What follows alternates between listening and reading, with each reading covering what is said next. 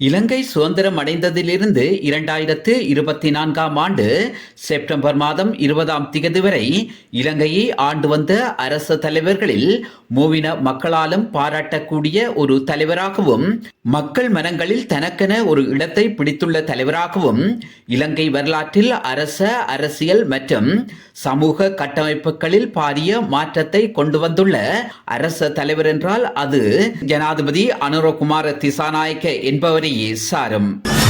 மேற்குலக நாடுகளும் பல வல்லாதிக்க சக்திகளும் அனுரவின் ஆட்சியை விரும்பாவிடினும் அவர்கள் அனுரவை தமது நலன் சார்ந்து அனுசரித்து போக வேண்டிய கட்டாய இலக்கை தள்ளப்பட்டிருப்பதுடன் சீனாவின் ஆதிக்கத்தை இலங்கையில் குறைப்பதற்காக இந்தியா, அமெரிக்கா உள்ளிட்ட பல வெள்ளைத்தோல் போர்த்திய நாடுகள் அனுர அரசாங்கத்திற்கு உதவிக்கரம் நீட்டுவதற்கு முன்வந்திருப்பது எல்லாமே ஒரு பாம்பாட்டி வித்தை மட்டும்தான்.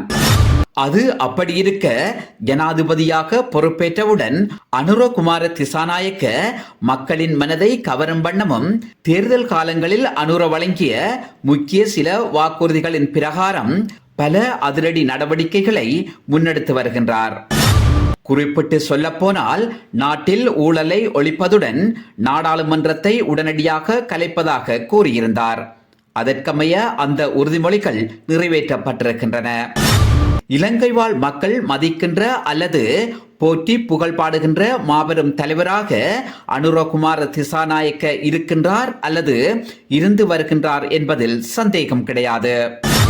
கடந்த கால அரசு தலைவர்களுக்கு தமிழ் அரசியல்வாதிகள் வழங்காத ஒத்துழைப்பை தற்போதைய அரசு தலைவர் அனுரவுக்கு வழங்குவதற்கு முன் வந்திருப்பதையும் அவருடனான சந்திப்புகள் நடத்துவதையும் அவதானிக்க முடிகிறது.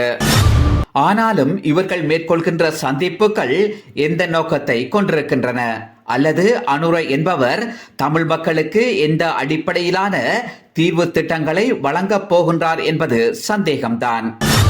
அனுரகுமார திசாநாயக்கவை பொறுத்தவரை நாட்டில் ஊழல் இல்லாத ஒரு நாட்டை உருவாக்குவார் என்பதில் எவ்வித சந்தேகமும் கிடையாது. ஆனால் இந்த நாட்டில் காலம் காலமாக பல வேதனைகளை அனுபவித்து வரும் ஈழத் தமிழர்களுக்கான உரிமையை வழங்குவதற்கு அனுரகுமார திசாநாயக்க தயாரா என்று பார்ப்போமாக இருந்தால் அது நிச்சயமாக இல்லவே இல்லை. இந்திய இலங்கை ஒப்பந்தத்தின் ஊடாக கொண்டுவரப்பட்ட 13வது அரசியலமைப்பு சீர்திருத்தத்தை நடைமுறைப்படுத்துவதற்கு அனுர ஒப்புதல் வழங்குவாரே தவிர சமஸ்தி என்கின்ற கதைக்கு அவரது ஆட்சியில் இடமில்லை என்பதை உறுதியாக கூற முடியும். அதிலும் தமிழ் மக்கள் செறிந்து வாழும் வடக்கு கிழக்கு இணைந்த மாகாண சபை முறைமை ஏற்றுக்கொள்ளப்பட மாட்டாது. காரணம், வடக்கு கிழக்கை பிரிப்பதற்கான தீர்மானத்தை கொண்டு வந்தது அனுர தலைமை தாங்கும் JVP கட்சிதான். எனவே அப்படியான கட்சியிடம் தமிழ் மக்கள் சமஷ்டி அடிப்படையிலான அதிகார பகிர்வை எதிர்பார்ப்பது அவர்களின் முட்டாள்தனம் என்றுதான் கூற வேண்டும்.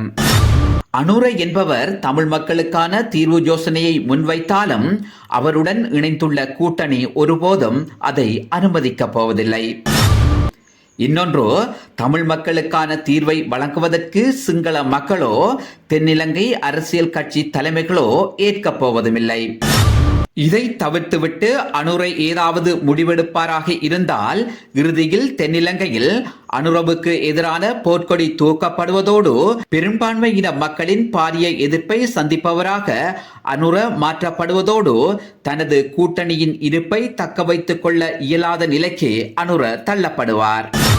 ஆகவே வலிந்து காணாமல் ஆக்கப்பட்டவர்கள் தொடர்பிலோ சர்வதேச விசாரணை தொடர்பிலோ சமஷ்டி அடிப்படையிலான தீர்வு தொடர்பிலோ அனுரவுடன் பேசி எந்த பலனுமில்லை.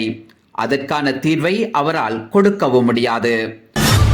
அதே நேரம் தமிழ் மக்கள் நம்புகின்ற சர்வதேச சமூகத்தால் தமிழ் மக்களுக்கான எந்த தீர்வையும் பெற்றுக் கொடுக்க முடியாது என்பதை அழுத்தம் திருத்தமாக கூற முடியும். America, Britain, France, Canada, Australia, German போன்ற நாடுகளைத்தான் தமிழர்கள் சர்வதேச சமூகம் என்று இன்னும் நம்பிக்கொண்டிருக்கின்றார்கள். அந்த சர்வதேச நாடுகள் தமது நலன் சார்ந்து செயற்படுகின்றனவே தவிர பாதிக்கப்பட்ட அல்லது அடக்கி ஒடுக்கப்பட்ட மக்கள் தொடர்பில் எவ்வித கரிசனையும் செலுத்தப் போவதில்லை. இந்த நேரத்தில் தமது இருப்பை தக்க வைத்துக் கொள்வதற்காக சில தமிழ் கட்சிகள் தமிழ் மக்களிடத்தில் போலி பரப்புரைகளை மேற்கொண்டு வருவதுடன் தமிழ் மக்கள் தமக்கான தீர்வை பெற வேண்டுமாக இருந்தால் அது சர்வதேச சமூகத்தால் மட்டும்தான் இயலும் என்கின்றனர். இது ஒரு மாயாஜாலம். இந்தியாவை தாண்டி எந்த ஒரு நாடும் தமிழர் பிரச்சினையில் நேரடியாக தலையிட முடியாது. அதற்கு இந்தியா ஆமோதிக்கப் போவதும் கிடையாது. எனவே தமிழ் மக்கள் தமக்கான உரிமையை பெற்றுக்கொள்ள வேண்டுமாக இருந்தால் இந்தியாவுடன் நெருங்கிய உறவை பேண வேண்டும். தமிழ் அரசியல்வாதிகளை நம்பி தமிழ் மக்களுக்கு எந்த பலனும் கிட்டப் போவதில்லை.